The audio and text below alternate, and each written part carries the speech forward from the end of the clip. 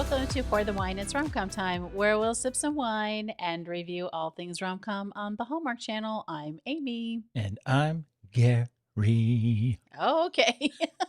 We're changing it up. I never know what to expect from you. I know. It's my thing. It's your thing. You did something a little different. I got to make you laugh before we start. Oh my gosh. I know. We're going to be talking about some serious business in this episode. Oh, yeah. Serious business. Oh, my goodness. But first, you can send us an email to pourthewine@romcomtime@gmail.com and let us know your thoughts about anything Hallmark related. We would love to hear from you. Yes, we would. Uh-huh.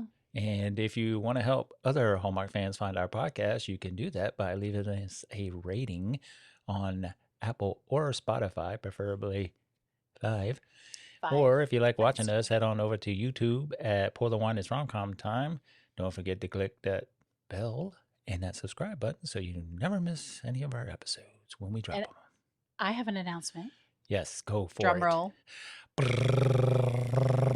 We have reached 400 followers on Instagram. Yay! The crowd goes wild. We finally did it. We had it as a goal. We've been talking about it. We're like, we're creeping. And we finally reached it today. We're so excited. Yes, we are. So if you are on Instagram, make sure you go and follow us. If you're not on Instagram, make an account and follow us. No, tell your friends about us. We are very excited to have all of the new folks who started following us over the past couple of days, thanks to the way home. Thank you very much. Well, hey, but they found their way home, right? We're very excited to cross that threshold. Yeah, because we do some other stuff on there that, we don't do here. Yeah. On the podcast. And the podcast. So come on over to Instagram, have some fun with us. We are also on the TikTok. Yes, we are. So join us on the TikTok. We're trying to get that up to 400 too. So help us out. We're really excited. Yeah, we are. Well, today we're going to be reviewing episode number 9. The second to last episode ever for now. Looking at you, Netflix. Of The Way Home. It is called Auld Lang Syne. And why do I always have a hard time saying that? Because I don't know how to pronounce it. Is it Auld? Like Auld Lang Syne? I want to say it's in there. I don't know. I've been singing it wrong all these years. It originally aired on the Hallmark Channel on Sunday, June 14th, 2026. And you can find it streaming right now on Hallmark Plus. You can find the first 3 seasons of The Way Home on Netflix. Netflix, pick it up, please. Please save and the show. I'm sure season 4 will end up on Netflix as well. Hopefully, fingers crossed. Fingers crossed. This episode was written by Heather Conkey and directed by Grant Harvey. So, all right, let's drop the synopsis. On New Year's Eve, 1925, the Landry and Augustine families' fates converge as Elliot and Kat observe, while Alice watches from another time. Yeah. Ooh, what a time. What a time we're in. And here we are at that time in our podcast where we want to let you know we're probably going to drop some spoilers. So if you haven't watched it yet. We're not probably. We're going to drop We are going to drop some spoilers. It's just, we're there now. We're there now. We got one more episode. So if you haven't seen it, stop the podcast, go watch it, come back, let us know what you think, or just listen to our podcast and then go watch it and let us know what you think. Or just listen to our podcast to get caught up. There you go. That's all you have to do. Well, of course, we want you to watch it, of course, but So we are going to do a recap and review, and we have been going by time periods. We've been talking about each time period as a whole until the end. But this episode is so jam-packed, we're going to go chronologically in which the episode aired. So we are going to be jumping from time period, but we will talk about it. There you go. All right. You ready to get in? We're not even going to do a recap of the last episode. We're going to get right in because we're not okay. And we have feelings we're working through. We mentioned that in a video that we did, a short clip. Well, not super short. I guess it was 4 or 5 minutes long, but all right, let's get to it. We start off this episode in 1982. Yep. It's not 83 yet, right? No. I don't think so. Elliot and Kat are walking on the farm. They have just jumped, and they are hoping to be in 1925. Right. As they're walking up to the farmhouse, and they see Fern, and she is not 1925 Fern. No. but 1982 Fern. And they realize they are not in 1925. No. And because they, of course, are trying to go find Tessa. Right. To warn her about her upcoming death in 1925, right? Right. And Elliot wants to save her. So Elliot wants to jump back, but Kat is like, no, we can talk to Fern. She was there in 1925. She knows what happens. She's got the tea, people. She's got the tea. Fern's got the tea. And so they ask her if she remembers the explosions that happened in the mine. Mm-hmm. And Fern, of course, says, oh, that's still to come. I know. Is it? And then she says, oh, such a sacrifice she made. Yep. And immediately we're like, what? Right off the bat. Boom. Hit you in the face. It's like, whoa. Elliot's eyes get wide. Yeah, they do. And then as they're talking, Del and Colton pull up. Mm-hmm. In the driveway, and Kat and Elliot kind of run off to the side, and they watch kind of from the side of the house, and Del and Colton are bringing the baby cat. Baby cat. And Fern meets Kitty Catherine for the first time. Right. And Fern looks at her, and Del and Colton are like, hey, or Colton's like, this is Catherine, great-grandma, or, And she looks at Kat off to the side, and she says, kitty cat. Yeah. And I'm like, oh my gosh, the tears already. I can't stand it. It's only like 2 minutes in. Yeah. What are we doing? Her great-granddaughter. Aww. What are you doing to me? This is about me now, okay? Okay. All right. And then Kat and, of course, Fern share this look, and it's just so moving, right? Very and heartfelt, yeah. Fern starts to sing. Mm-hmm. And we looked up the song, and the song is called Beautiful Dreamer. It's the song of a lover serenading a beautiful dreamer who is oblivious to the worldly cares and may actually be dead. Man, wouldn't that be a twist? Oh, my God. How do they find these songs? I mean... Yeah. Well, you do your research. That's what they have these teams for. Right. But great scene. Oh, right off the bat. Such a fantastic opening. Yes. Ugh. Man, they hit the ground running. So then we go back to the present, and Jacob is looking through drawers and comes across the letters that were sent to Del. Yes. And he sees the one that says, your lie is known. Right. But doesn't he know? He knows about the letters, right? Yeah, he knows about the letters. He just doesn't know where she put them. So he finds them. Okay. Right. So now we're still in the present time. The present time. Yep. And you got Del, Alice, Kat, and Elliot are in the Landry kitchen, where they always are. Always are. No matter what time period. Hey, the kitchen is the meeting place. The kitchen is the meeting place. It's the heart of the home, usually. And this is where Sam or Del tells them that Sam knows about the pond. Yes. And it's because Casey told him when she went to go see him in the past, from her future to the past, to ask about, some legal advice.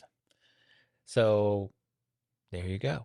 There you go. And Casey, Elliot and Kat are, Elliot more so is very upset. Right.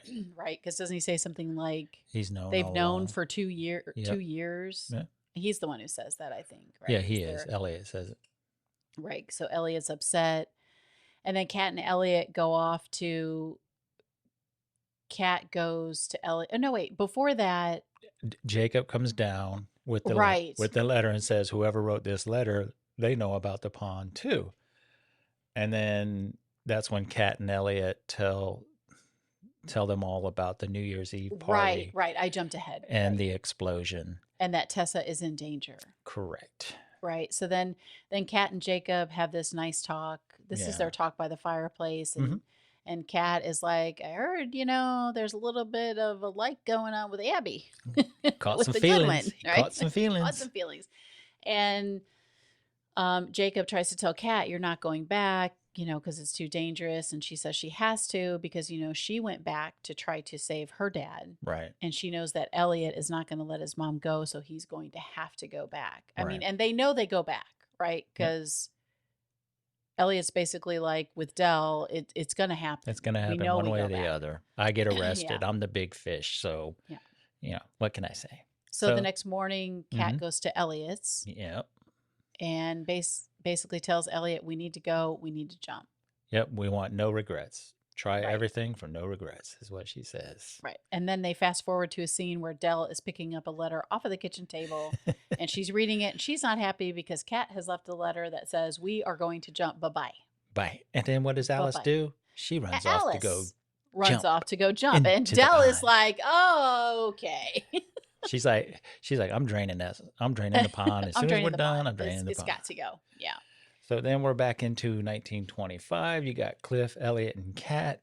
Kat and Elliot talk with Cliff at the Landry house looking for Fern. He tells them she's at her audition filming. She's at her screen test. Screen test, that's it. Yep.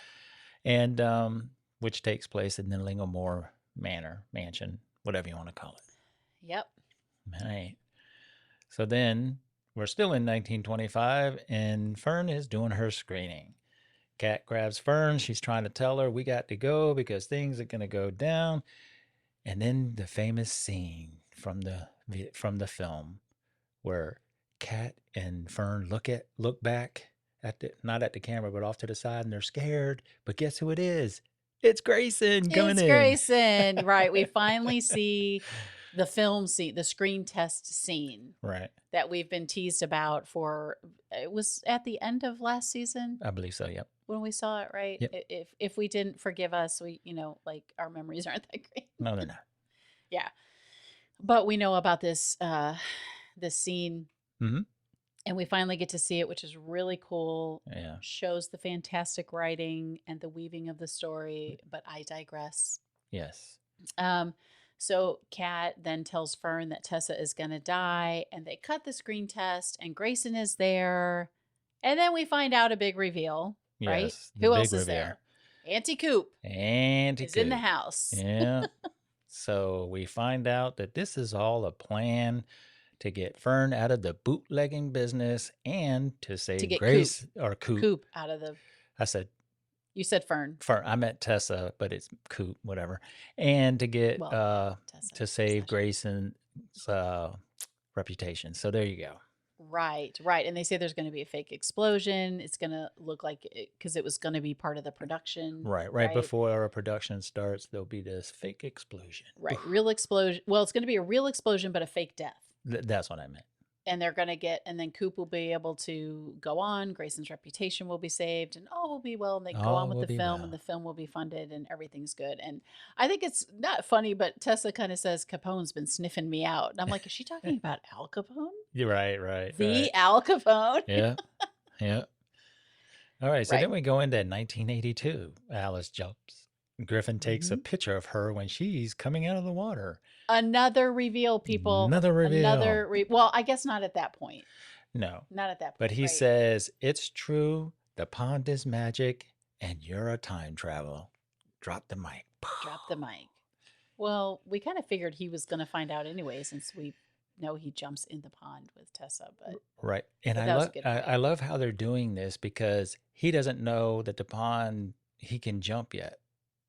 But during all the other episodes, he's been jumping. So it's kind of cool. Yeah. How they're weaving this. All right. So we're still in 1982. We think it's not 1983. If it is 1983. Well, when was Allison born? Allison. I mean, Cat.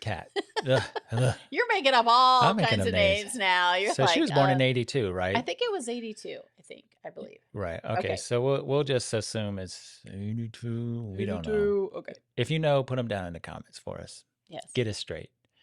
And you have Griffin and Alice are still talking. You know, Alice is trying to get the camera because she doesn't want to be on these pictures when Tessa comes up with the baby. And this is when we get a picture because Griffin's like, all right, I'm going to go. And as he turns to walk away, he turns back and clips the picture that we've all been seeing all along with her cut out of it, with Alice cut out of it. But it's a picture of Tessa with the baby at the pond. Yes. without Alice in it. Without Alice in it. But now we know Alice was the one that was there and was torn out of the picture. We just don't know who tore her out of that picture. Well, at one point, doesn't Colton tear one of the pictures or no? He tears the one with them in the kitchen. The kitchen picture. Okay, which we'll get to later. Yeah. Okay. Gotcha. Sorry. All right. So where are we at now? So then Tessa, I think before we go to the present day, Tessa in that moment, Griffin goes away. And Tessa asks Alice to walk home with her because she really is searching for some comfort. Right. And you can really see it on her face. And we kind of know what's sort of coming, but she asks Alice, and Alice is like, sure, I'll come with so then we go to the present day. Jacob and Abby are at the point, and Abby's really excited because she's having the launch party for her family's new wine vineyard. Mm-hmm. Champagne or whatever. Right. And she's talking about the launch party and, everyone's going to be there. And she really wants Jacob to come, and he's like, I might come, maybe. And she kind of gets excited. And then she starts saying, well, it's so exciting. They're going to be throwing the party in the tunnels. And his face immediately changes. Yeah. Because of the history of the tunnels. And Jacob was a little bit beaten almost to death there. Got that PTSD. So he's got a little PTSD about that, which everybody would. And so his face changes, and now he's not sure how he's going to get out of it because he doesn't want to go back to the tunnels. Right. But he loves Abby. Yes, he does. So then we go back to 82, 83, 84, one of those years. 82. We'll just 82. say 82. Tessa and Alice, right? So Tessa envies Griffin and Alice. They're walking to the house. Isn't this where they're walking? And she's kind of envy because Griffin and Alice can come and go as they please. But this is where you start to notice she's kind of sounding depressed, and maybe he's got that postpartum depression. Yeah. And then Evelyn shows up. And Tessa is supposed to be babysitting Louis. So she's a little late, but it's okay. Tessa's late showing up to babysit. Is that what you mean? Evelyn's baby. Yeah, but Evie just showed up. I mean, no, Evelyn had just gotten there, right? I know, but it made it seem like, did you forget? Right. But they showed up around the same time. I think it's really important to talk about here. Like you mentioned, Tessa is basically saying, she's not sure about this whole motherhood thing. And Alice is like, being a mom must be really hard. And she says, yeah, no one tells you that. They all act like it's perfect and it's magical. And she doesn't feel that way about being a mother. And she obviously has this postpartum depression. And she's like, it comes so easy to Dell. And I think that's so true. And I think, and of course, this was a time before people were really talking about it. Right. We're talking about postpartum depression. We're acting like it was a real thing. You're just supposed to suck it up and be happy. You have this beautiful baby, and why aren't you happy? And so it was a different time. And I think, in a lot of ways that really parallels now with all the social media and everything seemingly perfect. You have these teenagers and these young parents growing up, and they're showing, perfection online when we all know it's not really that way. Right. I know a lot of people show the real side of motherhood now, but not everyone hits the ground running once they have a baby. It's a lot. I personally never went through postpartum, but I know it's very real. I had friends who did, and it's very serious. Yeah, it is. I agree. And when you feel like people aren't not necessarily supporting you, but are basically like, we always talk about this. Viola Davis has the quote that we use a lot where it's like, people tell you just got to suck it up and pull yourself up by your bootstraps. But what if you don't have a boot? Right. What if you don't have anything to hold on to? And I think that's where Tessa is now. And I think it's really, really well done in this episode and in this series, in this season in particular. Yep. And we got a little hint of it when she was pregnant, when he said she couldn't sleep. And, and Tessa tries to play it off like, oh, it's fine. I'll be fine. Right. She thinks it has to be perfect. It has to be magical. And so, right. Yeah. Anyway, I just wanted to chat about that for a minute. Okay. So now we head back. It's really well done. Yes, it is. In this episode. right. So we head back to 1925. Tessa and Elliot are at the house that Elliot grew up in. Isn't that great? And in this scene, I thought it was pretty cool because it's not their house yet. Right. It was. Right. Doesn't it say for sale or no? Yes, it does say for sale. And it belongs to the Augustines in that time period.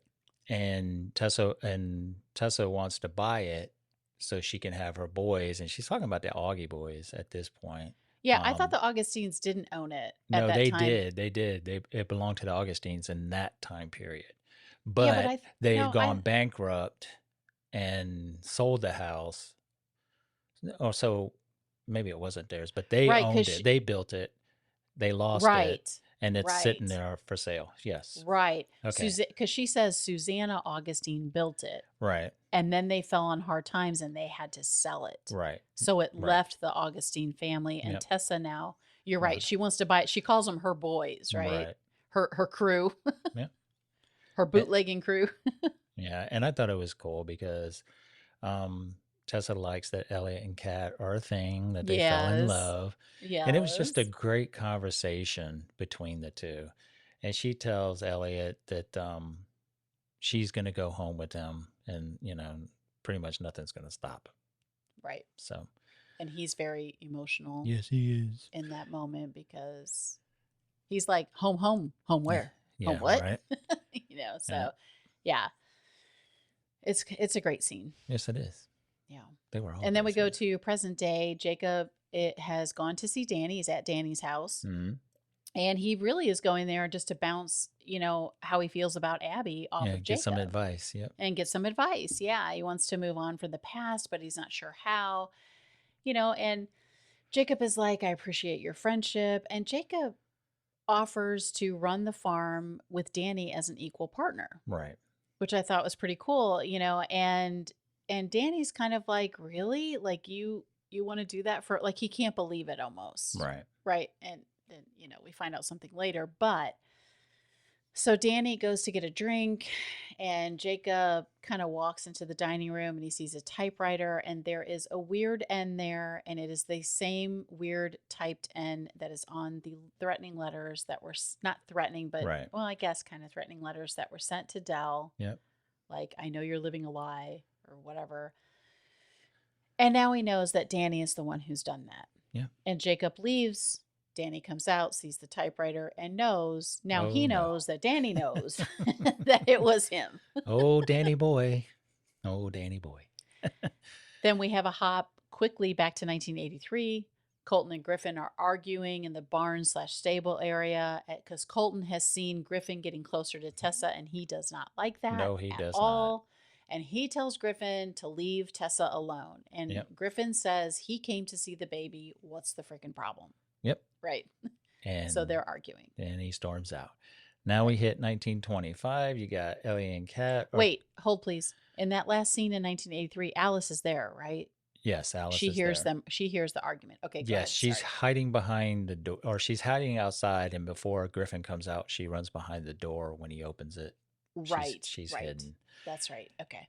Now we go into 1925. We have Ellie and Kat. They're walking back up the Landry driveway when Cliff and Fern come busting out of the door, hugging and kissing. And they're smooching. They're smooching on the porch. And he's twirling around.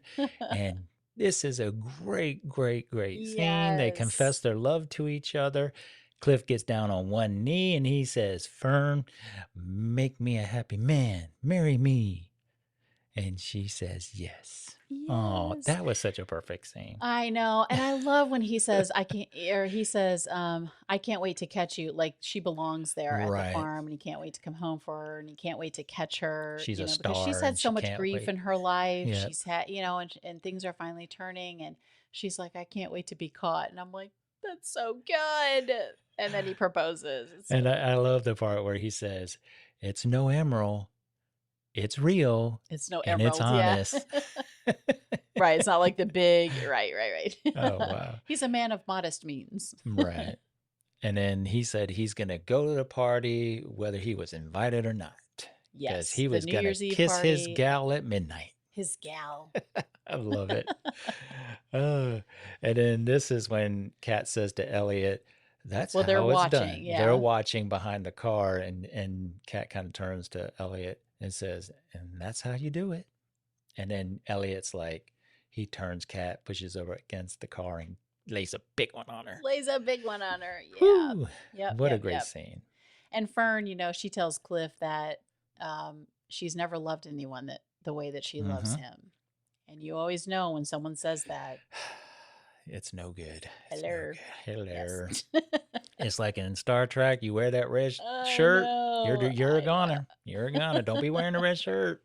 Oh, my goodness. Okay. All right. So we're still back in 1925.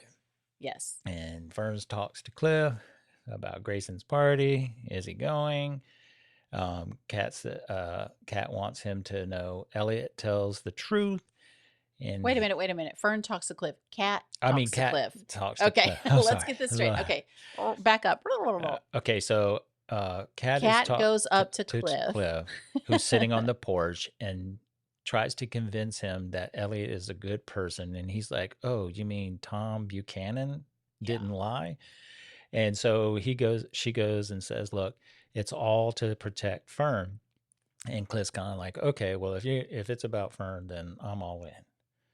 And that's all it was about, is keeping Fern safe. And as Kat is walking away. Names are hard for you tonight. Today, yeah, no, I don't know what it is. Okay, as Kat is leaving, she hears a sound like somebody moved and stepped on a twig, and it cracked. And she turns to her left, but thinks nothing of it, and then walks off.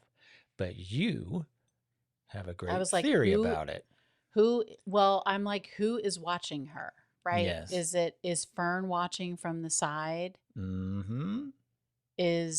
Could it be Alice watching from someone? I think someone has tipped their toes in the pond and is watching them. But the question is, did Kat really not think anything of it, or did she see who it was and then kept walking? Right. Because she's not going to disturb that part, because she's on her path, and that person who's time traveling is obviously on theirs. That's what I think. Anywho, hopefully we'll find out next episode. All right. And then we go to present day, and Elliot is looking at the letters in the kitchen, and Danny comes over, and he says, drumroll, he wrote the letters. Yeah. Which and then we immediately go to time ago. Yes, you did. Yes, you did say that. You were right about that.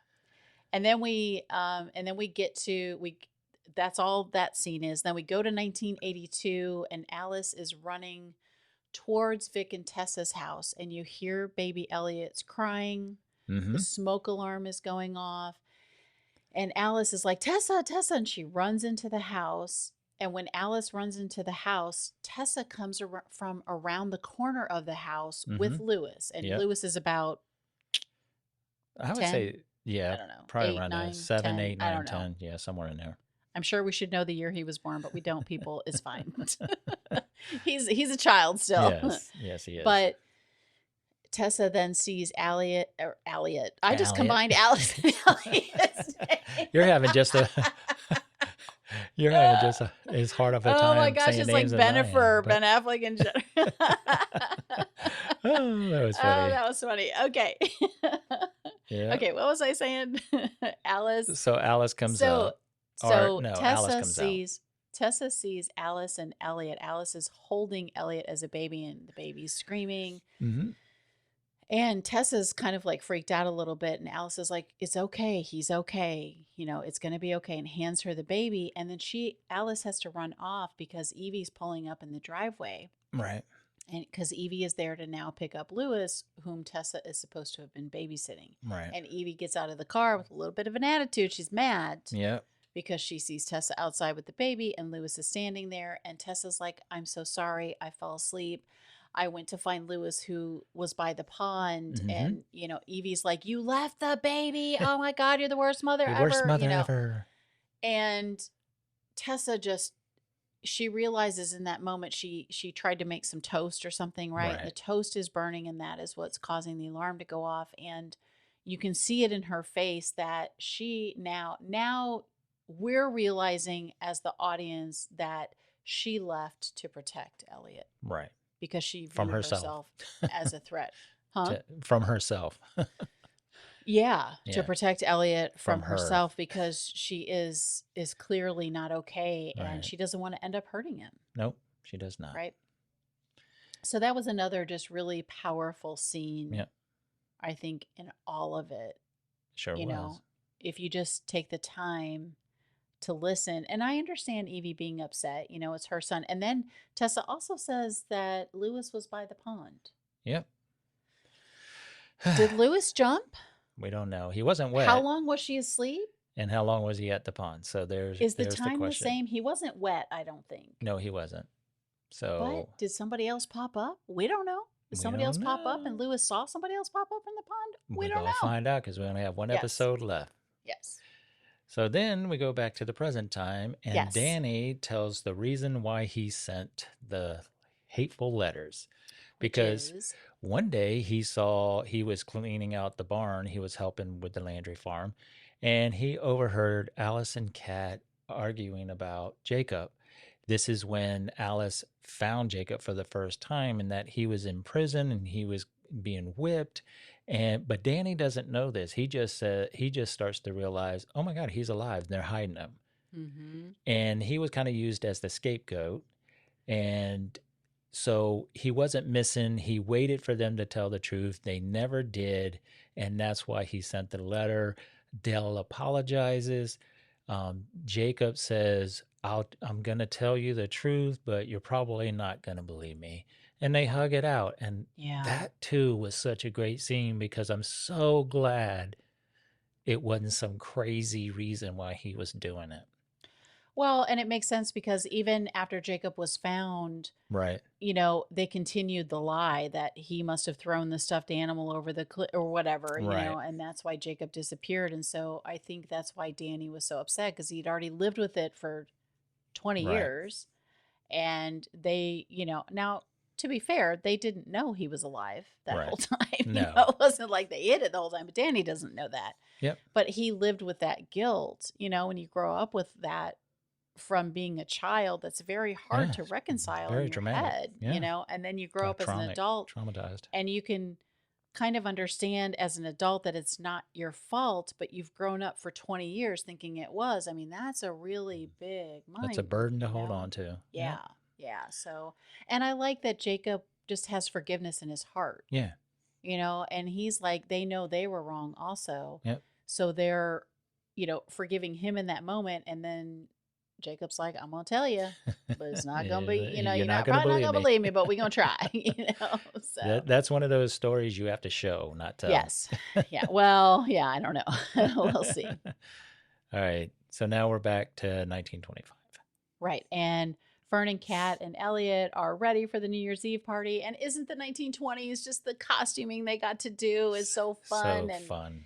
Aside from the seriousness of the show, but it's just, the flapper stuff and the, and the, I don't know, just, I love it. I love it, love it, love it. Yeah.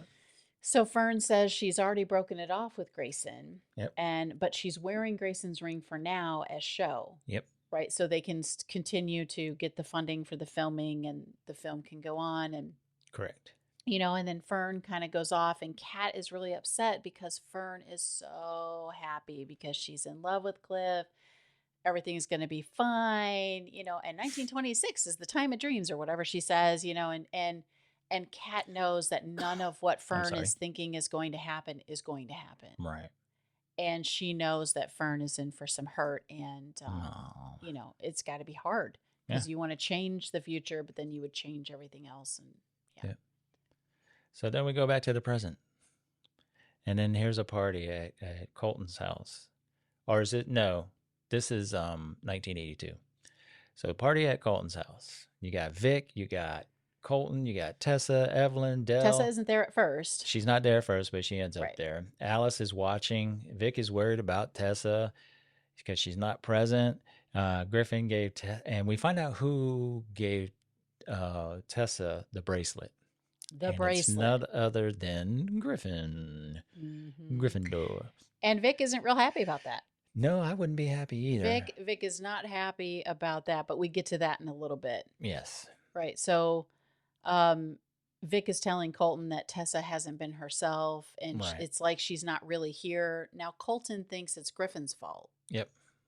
It's really not. It's the postpartum depression, Yeah. right?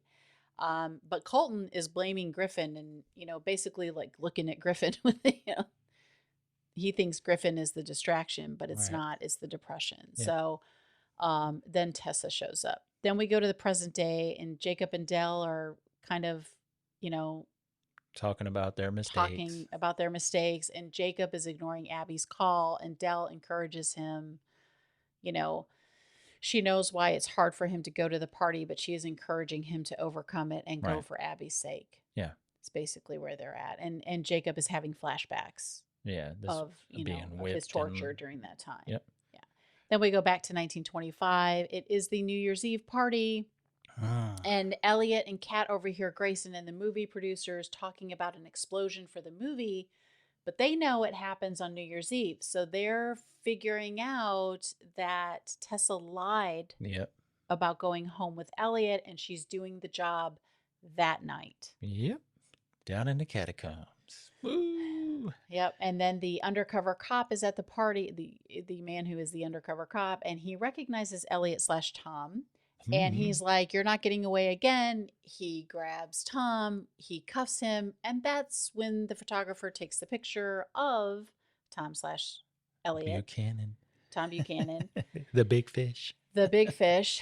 And that's the picture that Elliot had seen when he was doing research, when he realized it was him. And they head outside. He's going to arrest him, and Kat is with him. And they run into Cliff, who has now shown up at the party. And Cliff is like, well. Yeah. That's so funny. And that's so 20s. Well, I think Kat isn't with them at that moment, right? No, because it cuts to another scene in 1925 where Fern tells Kat that the big fish was just caught. Yes. And Kat's like, the big fish is Elliot. It was Elliot. It was Elliot. And so Kat tells Grayson and Fern that it's happening tonight, that the explosion, or not the explosion, but the bootlegging is happening tonight. Right. So Grayson gives his gun to her, and there's another reveal, and shows her a door that leads down into the catacombs. Right. But first, we have to say Elliot fesses up to Cliff when he sees him outside while he's handcuffed, and he's begging Cliff to let him go. He says, he's her son. He doesn't want to take her anywhere. He just wants to say goodbye. Yep. He just wants the chance. Cliff allows him to go, but he and the undercover, well, maybe not the undercover. I don't know where the undercover cop ended up. It was the undercover cop. Oh, that's right. They follow Elliot to find out where he's going. Yep. So now we're back at the present time, and there's a lot of stuff going on. Yes. So Dale, go ahead. I was going to say that Kat, we do see before that happens that Kat goes to the tunnels with the gun. Right. Right. She has the gun. She goes down into the tunnels, and then we go to present day, and we are in the tunnels. We are in the catacombs, which again, the shooting of the parallel timelines of being in the same place is just so good. Yep. We're at the tunnel party that Abby is throwing, and the podcast lady, who I don't know her name, Dell's friend, and Dell are talking, and Abby doesn't have a signal, and she's trying to get a hold of Jacob. Then Abby gives her speech, but Jacob's not there, and then Jacob shows up, and Lewis is mad that Jacob has shown up because Jacob was going to burn down his vineyard. That sums that up in a little bit. And then that's when Jacob basically professes his love for Abby. And Abby does the same thing. And Lewis is like incredulous. Abby does the same. And then Lewis is like, "You're in love with a Landry?"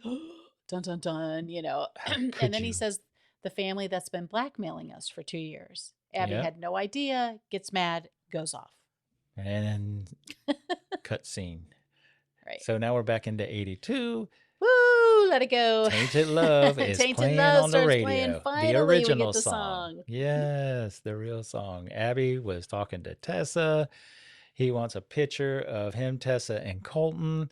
And here's the picture, right? So the picture gets taken. Vic asks Tessa where she got the bracelet. And this is when all crap breaks loose. Right. Now, this is the infamous picture is Colton, Dell, Tessa, and then Griffin. And Griffin is the one who Colton tore off. Yeah. Yep. There we go.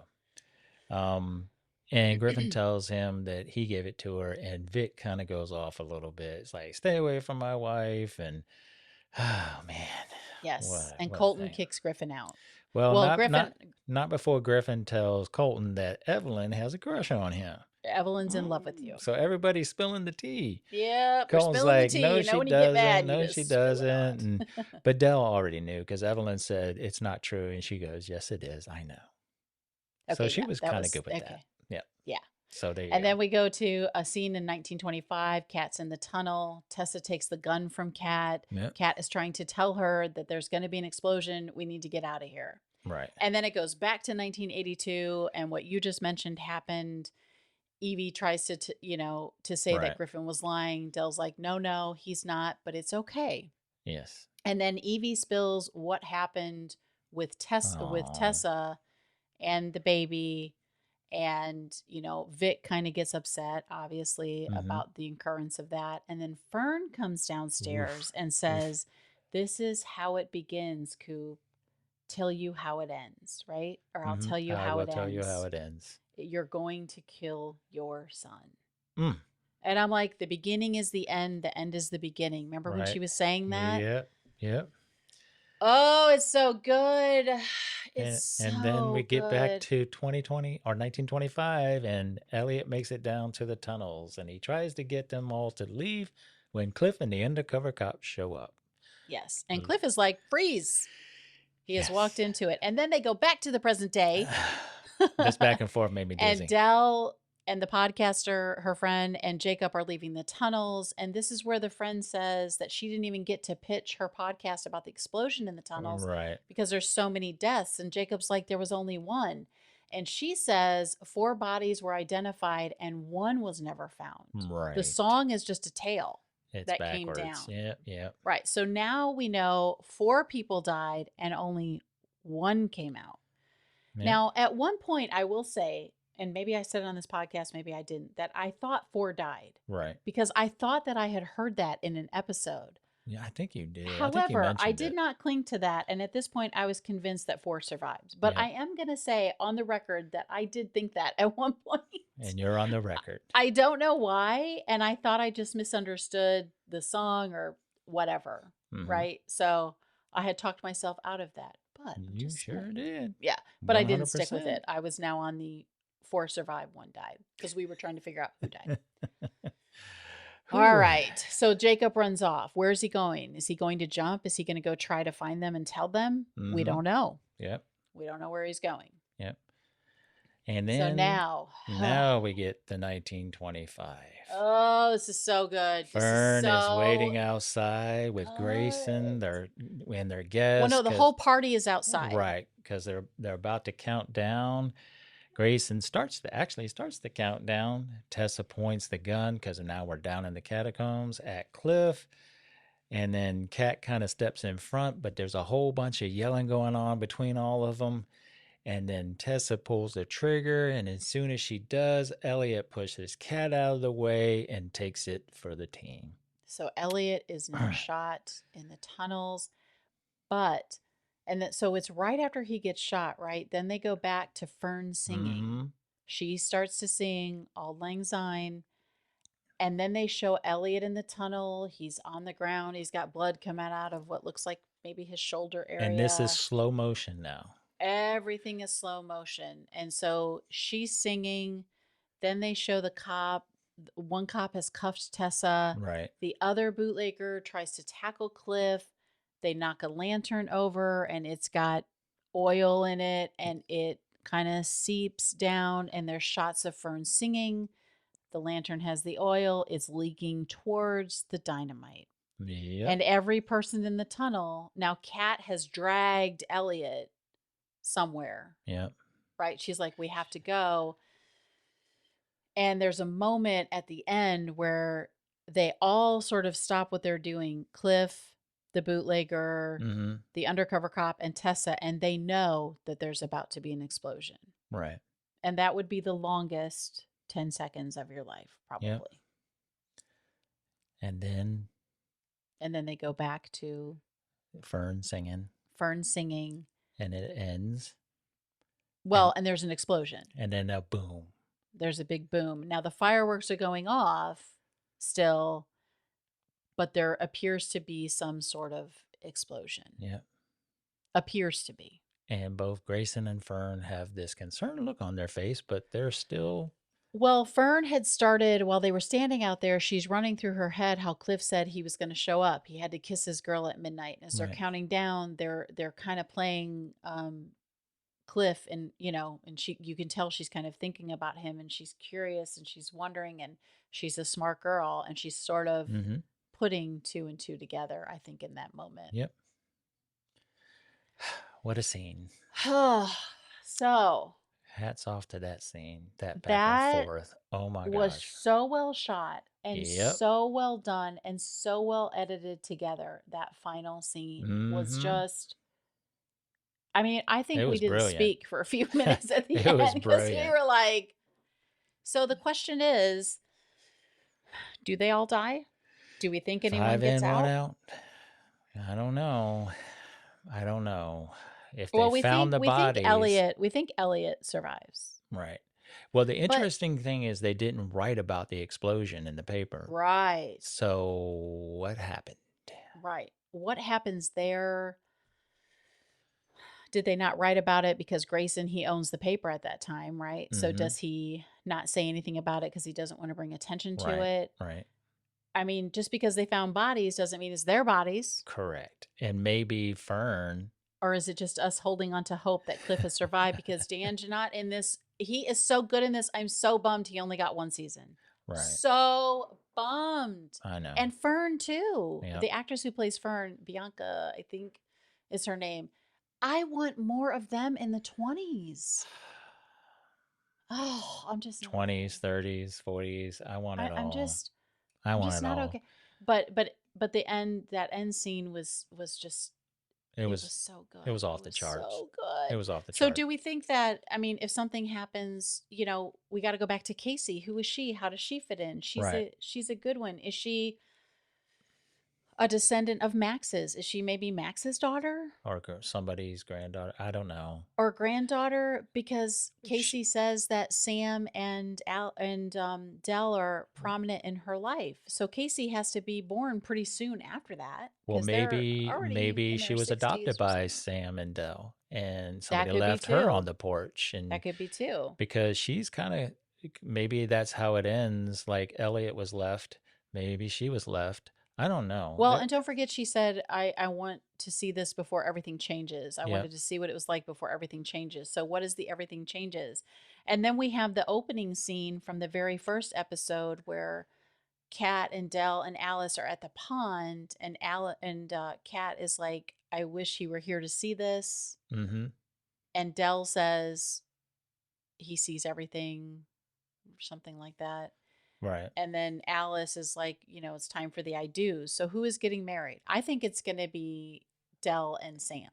Well, what the interesting thing is that, remember, Jacob runs off. So does he run off to go jump, and maybe it's him that's lost now? We don't know. Just putting it out there for the next episode. Or maybe he makes it back and he saves everybody. Ooh, that's a good point. Maybe he is, because he goes to jump. Right. Does he make it back in time? Yep. To say, maybe it was Jacob that was there that made the stick noise. Ooh. Made the stick noise. Oh, in the bushes. In the bushes. Ooh. He might have been. It might have been him. So he might have been trying to figure out how to prevent it. But then the show always says what's going to happen is going to happen. Right. And Fern has ended up the way she is. So if Cliff does end up being dead, is she pregnant then? Right. And that's how the line carries on? I don't know. So they're Landry's because he's no longer around. So they're given the Landry last name. Yep. Colton's and Griffin's parents, or mom or dad. Dad. Right. Would have to be the dad, I guess, because I don't know. Yeah, there's so many. It's just. I can't wait to find out, though. I have to say, there are just so many more avenues they could go. There's so much more story to tell. There's so many more ideas, and it is just. And I'm always, when we're invested in a show, we're always sad when something ends. Mm-hmm. And it's such a bummer, especially when it's good writing. like this when you know. Now, like we've said before, if it's the creatives behind it, like we're going to do 5 seasons. We've always known we're going to do 5 seasons. Here's going to be the arc. And they kind of know. Right. That's one thing. But if it's not their own decision, which I kind of think this wasn't, we don't have inside information. We have no idea how it all went down. I mean, obviously, it's a business. Yeah. It's a business too. So the numbers have to be there. But it is just really so well written, so well edited, and for a show on Hallmark. Yeah, I know. I mean, this is top level right here. Yeah. I mean, it could be, if you move it to, Netflix, you can do other things that aren't Hallmarky, right. Which I don't necessarily need. I love it as it is. I'm just saying that for a show like this to be this well done, maybe production costs were too high. I mean, I have no idea, no clue. I don't know. But it is disappointing if it wasn't the creatives behind the show, if it wasn't, them, that wanted to end it. Right.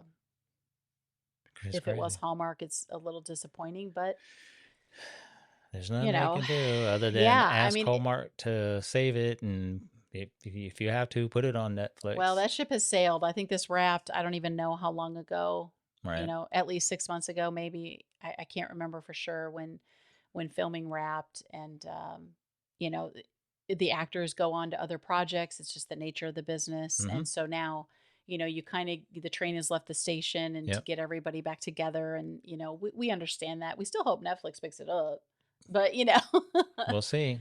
We'll see. So, favorite moment in this episode? That whole Fern singing. Yes. And the catacombs scene at the same time. That's my favorite. Yes. The hands realization down on the faces. For the whole series, that one scene was the best scene. Maybe it's fake dynamite, and it's actually the fireworks going off. It's fake dynamite for the movie production. That's what I'm saying. Maybe they pulled one over. Maybe they had a fake on a fake. You know what I mean? Yeah. So, I don't know, but it's so sad. My favorite moment would be that moment also. Yeah. We had so many reveals in this episode. It was so great to get a lot of those answers. I just wish we could discover Griffin more. I wish we could see more about Tessa and what she went through to get to that point. And I really, I could go on. Who's the character of the week for you? I have two, and it's Tessa and Fern. Yeah. Because they had the most emotional scenes. Yeah. And they did a really good job. Both of them did. So I'm putting them together. I have to add Cliff. I think it's Tessa, Cliff and too. Fern. Oh my God. I just think the three of them. Yes. Yeah. I love Cliff. Scene. And I'm kind of digging that too. Grayson ended up not being a terrible guy. Well, we've been saying that. Although he could still turn in the last episode, but I kind of am digging that. I think he was just more concerned about his image. Yeah. So he wasn't really a bad guy. He was just, whatever. Oh, one more episode. You guys ready for it? Episode. It's a bittersweet. I want to watch it, but I don't want to watch it. I know. So out of 5 corks, how many would you give this episode? You mean 5 jumps in the pond? Or 5 jumps in the pond? I'm giving it 10 because I'm dunking myself. I'm giving it 5 or 10, whichever we're going to the top, whatever the top of the rating scale is. All right. Yeah. So is that a wrap? That's a wrap. Well, we got one more episode, and we appreciate you guys listening in on us. But if you want to help, hanging in there with us, this was a long episode, but it had to be, and I'm pretty sure the next one's going to be even longer. But it's an hour-and-a-half episode. Yeah, so there you go. So it's going to be longer. So if you want to help other Hallmark fans find us, again, you can give us a 5-star rating on Apple or Spotify, and if you want to watch us, you can catch us on YouTube at Pour the Wine is Rom-Com Time. Don't forget to hit that bell and subscribe button so you don't miss our episodes. Or send us an email to pourthewineisromcomtime@gmail.com. And when I said an hour-and-a-half, I meant the actual episode of The Way Home, the final episode. Yes. Follow us on Instagram. Help us go way above 400 people. Thank you. And TikTok and wherever you get your podcasts so you don't miss a thing. Until next time. Cheers.